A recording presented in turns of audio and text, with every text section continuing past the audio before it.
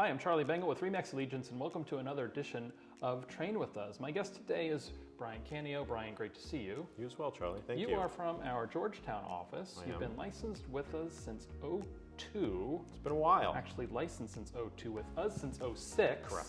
Won the Lifetime Achievement Award, Hall of Fame Award, super gold duper medals top in there, producer. Yeah, I mean, you've been on many pedestals.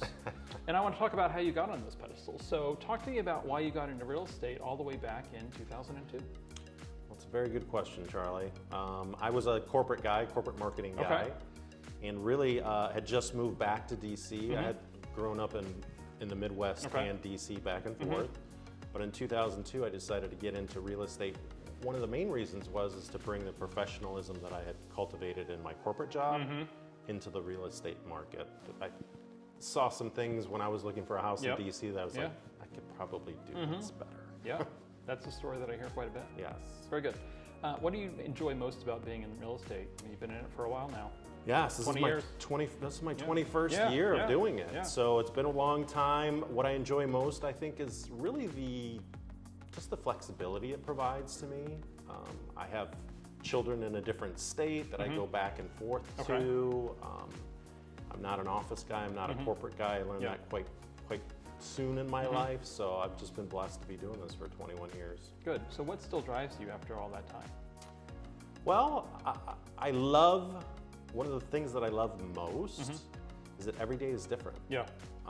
There's never the same problem to solve. It really helps my mind evolve and be able to help people at the same time is just amazing. Very good. What's your best lead source? My best lead source is for sure my past clients. Okay. For sure. Referrals come from them constantly. They come back to me to sell, they come back to me to buy something different, move ups, or like I say, their friends, their family. So by far the best referral source. So how do you stay in touch with them to ensure that they keep coming back for more? I don't know, you may want to cut this out. Sorry. I don't do a good enough job at it. Okay, fair. But one of the things that I like to do is just give them a call every once in a while and say, hey, how you doing? And this is Bryan, and let's get together for coffee or a drink and let's just catch up. Okay, good. If you could go back to your very first year as an agent, you didn't have past clients then. No, I did not. So what were you doing, and what would you do different now that you've had 21 years of experience? Well, one of the best sources of clients at that point in time, my first year or two, 2002, 2003, something we don't do anymore, desk duty. It was literally one of the best things ever. I would sit in the office and people would come in. I was at the Eastern Market office of one of our competitors.